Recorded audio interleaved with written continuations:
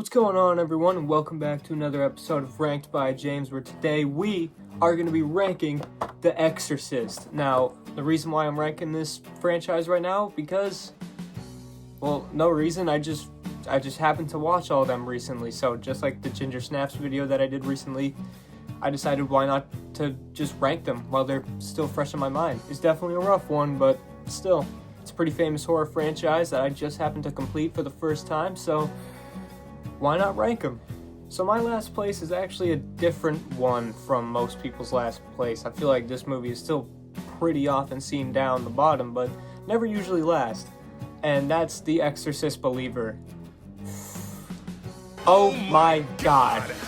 This is an atrocious excuse for an Exorcist legacy sequel. Like, with all these legacy sequels that we're getting, like, you know, the Halloweens and the Candymans and the I Know What You Did Last Summer, which was also, you know, pretty stupid, but none of them have felt quite like this in terms of it's just a cash grab. Like, there's literally nothing to this movie. Like, The Exorcist is kind of a movie that's known for having so many, you know, spin-offs and, you know, rip-offs and stuff like that. There's so many Exorcist movies, and none of them even come close to the original. And so, making another one and then just branding it as an actual Exorcist movie is absolutely just ridiculous to me. Like, I really hate this movie. I think the only thing that it's got going for it is the dad character of the main girl, because the thing in this movie is that it's two little girls that are possessed. One of them has one of the worst child performances I've ever seen in a movie. The other one, you know, is fine, but they don't really, like, do anything. You know, they're just kind of like little girls that get possessed, and it's like, ugh. And it's not even Pazuzu that's doing it. Like, they can say it's Pazuzu, but it's really not. It's just, Pazuzu's got green eyes. That's something that the series just doesn't get. Like, you know, you'll have Pazuzu possess someone, and their eyes will become black, or gray, or, I don't know, red. It's never green, except for like the first three. And that's something that I just get really mad at, because it's so easy. It's such a simple detail. So, to me, this demon ain't Pazuzu. And then you got Ellen Burstyn in this movie, who they absolutely waste. She just shows up and then gets her eyes gouged out, so she's just permanently blind now. They dragged this 90-year-old woman on set and said, alright, we're gonna take her eyeballs out. Good stuff, guys. It has one of the most useless characters I've ever seen in any movie in the priest, because they have the priest here that's like, alright, I'll come and I'll do the exorcism and, you know, everything should be good. He shows up and then he chickens out first. He's like, no, I don't want to do it. I don't want to do it. So he's in the car the whole time, and then eventually something happens to get him in there. Like, he gets convinced. He comes in, and then the demon just kills him, and he just dies. It's like, alright, that's the priest in the movie. And it's just so annoyingly bad. Like, it's literally one of the rip-offs that everybody complains about, just branded as an Exorcist movie. I hate it. I hate it a lot. So coming in at number 5 is The Exorcist 2. And that should show you how much I hate the last one, because this is so bad too.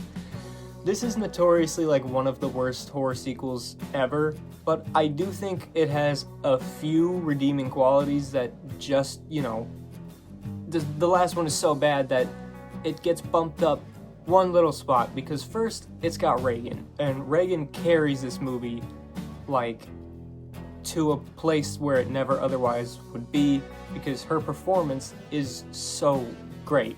Like, Linda Blair just gets the character of Reagan, so even though they have her doing all this goofy nonsense, like tap dancing for some reason, and, like, you know, trying to switch her conscious with other people in a whole weird psychiatric thing, and then for some reason there's a bunch of locusts, and like they're evil locusts or something, and one of them is actually Pazuzu. And also, Pazuzu's like intro here is awful. Like, this guy, like, he is Pazuzu, you know, he's got the green eyes, but he's really not. Like, it's the first time that they reference him by name in the series, and the first time they do is when Father Merrin is in Africa. There's like a flashback sequence, and it's this character, I think his name was like Kakumo or something, played by James Earl Jones, and he's possessed, and Pazuzu just goes, "I am Pazuzu." Like, really? That's your, like, in the first one, Pazuzu was so, like, smart and mean and demonic. Pazuzu in this one is almost just like a cartoon villain. Like, he's just not scary, and this whole movie just isn't scary. If Linda Blair wasn't in this, I think that there would be absolutely no redeeming qualities whatsoever. And one more thing, this movie is scored by Ennio Morricone, which I think that's how you say his name, who did, like, The Thing, and The Good, the Bad, and the Ugly, and, like, this guy is, like, a legend in film composure, I guess. Like, he's made some of the most iconic film scores ever. He was cooking up some garbage in the studio with this. I don't know what went wrong here. This movie's score is, like, unlistenable. Like, you ever hear, like, a mosquito in your ear? You who gave power to your apostles to pass through dangers and harm, give us strength. That's what this score feels like. The score is awful. Like, it ruins the movie. I think there's some interesting direction here. I think there's some good, like, stunt work and cinematography, but other than that, this movie's really bad. Now, these next two are basically tied. I think they're similar movies, obviously, but they both definitely have their own different, like, positives and negatives. And those are obviously the prequels. And so my number 4 is gonna be Exorcist: The Beginning. Now, I think Exorcist: The Beginning is probably the more watchable movie. Like, it flows better between the two prequels, and obviously if you don't know the whole deal with the prequels, they made Dominion at first, but the studio thought that it was too slow and boring, so they remade and reshot the whole thing with a new director, Rennie Harlin, and they released that one, which was The Exorcist: The Beginning, which was not great and really not well received. So then they went back and released the original movie afterwards. It's a whole jumbled, confusing mess, but basically what it is you end up with two of the same movies that are slightly different. But The Beginning, I think, is going to be lower down on this list because it just contradicts so much of what we already know, even from just the opening of The Exorcist. Like, The Exorcist has a lot of prequels. There's the opening of the original film, there's prequel elements in part 2, and then there's these two prequels. But this one directly contradicts the opening by saying that the whole thing takes place in Africa instead of Iraq. And I know that there's that line in the original Exorcist that says that Father Merrin did perform at one point in his life an exorcism in Africa that almost killed him, but no, he discovered Pazuzu in Iraq. That's two different things that happened at different points in time, but they combine them for this movie, and it's just really annoying. I will say, at the very least, Pazuzu is in it, like, real Pazuzu. Like, this is one of the best, you know, portrayals of him outside of the original. He's got the green eyes, which I like, but other than that, it's just kind of a regular story of, you know, Father Merrin, he has a crisis of faith, and then here comes this kid who's possessed by a demon in Africa, so he goes down, and at first he doesn't believe, and then a bunch of people die, and then he's like, okay, I'll do it, because he's, you know, clearly possessed. But then there's a twist. It's not the boy. It's actually his love interest, which is weird, because he's priest, so why does he have a love interest?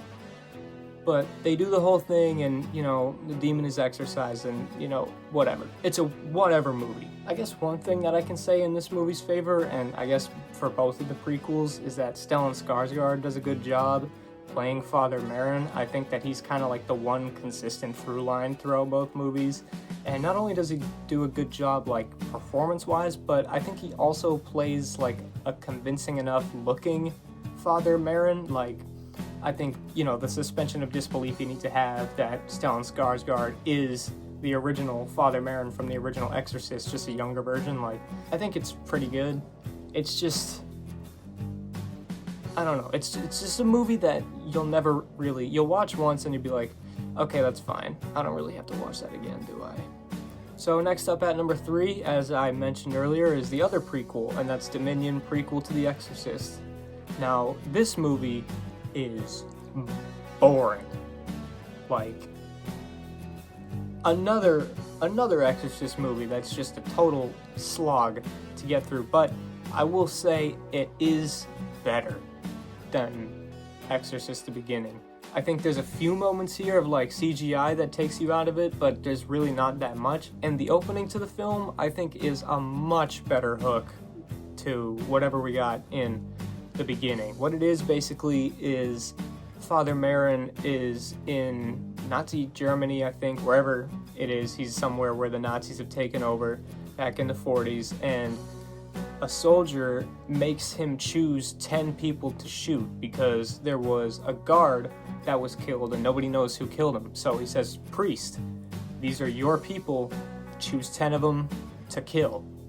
Otherwise I'm gonna kill all of them. So of course he has to do it. And it's this really tense and like highly like messed up scene, but it's a really like good way to open the movie with a bang.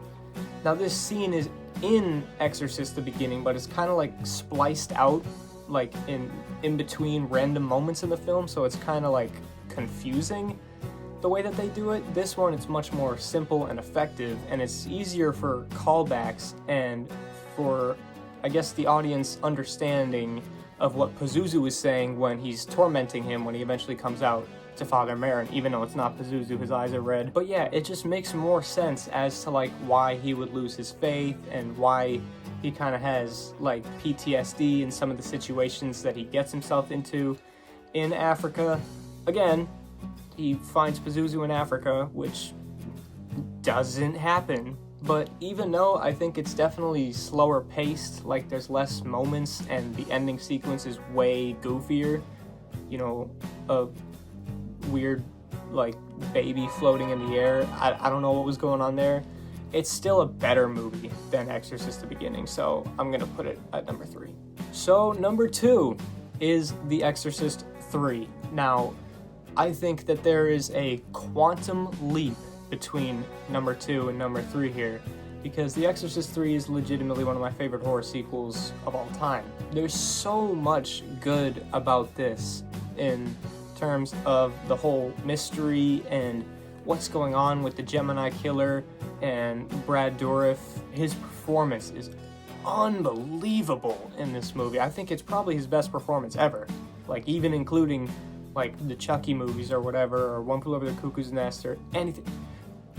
You watch this movie, especially the director's cut, which is the cut that I watched. Unfortunately, I haven't seen the theatrical cut yet, so Pazuzu actually isn't in the movie that I watched, but even then, the version that I saw of Exorcist 3 is so unbelievably great. Like, it follows this mystery of this killer named the Gemini Killer who was actually killed. Like, this guy's dead, he's no longer on the planet, but all of a sudden murders start happening in the same way that he would do it. And for some reason, Brad Dourif, despite being locked up in solitary confinement, knows exactly like what happened, when the killings are happened, all the details of the killings. So either somehow he's escaping his confinement or he's got like some informant, right? But he says that he's the Gemini killer, even though the guy's dead. So it's this whole mystery with Detective Kinderman, played by George C. Scott, who's also amazing in this movie, trying to figure out what's going on.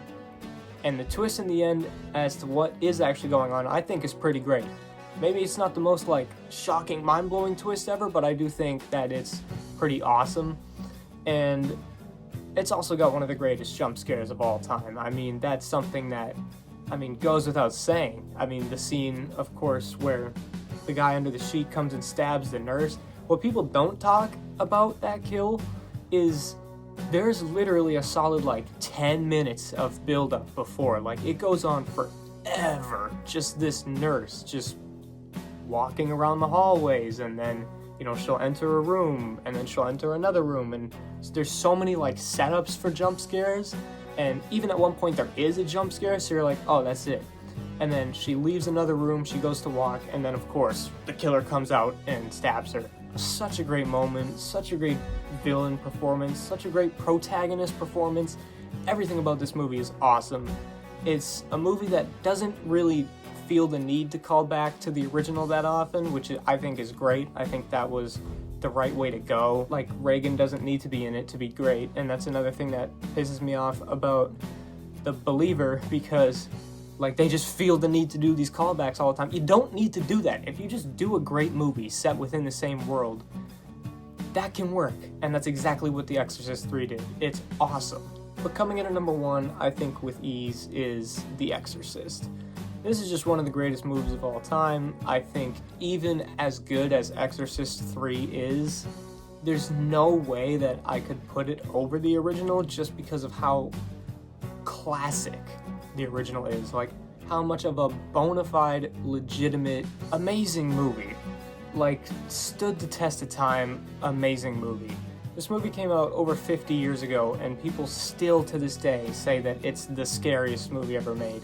And I think that there's a reason for that, because this movie, even to this day, is legitimately scary. Just the makeup effects that they put on Linda Blair as Reagan McNeil becomes more and more possessed as the movie goes on, and just the things that happen, the moment where you see, help me, the words help me, just carved into her stomach, I think is terrifying. I think every time it cuts back to her, no matter what expression she's making, it's always just bone-chilling just because of the makeup.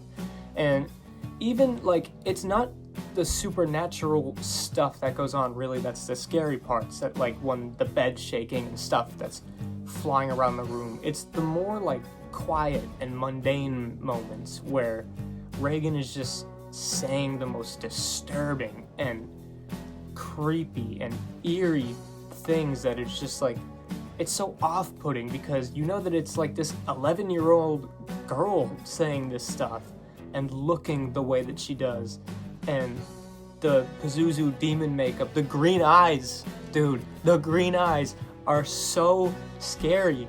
It's just so perfect. Everything about this movie, it makes you feel cold. There's just a sense of just coldness to this whole movie, and it's directed by William Friedkin so well that way. Just the cinematography and the use of shadows and stuff like that is all great, and there's really almost no flaws with this. It's so awesome.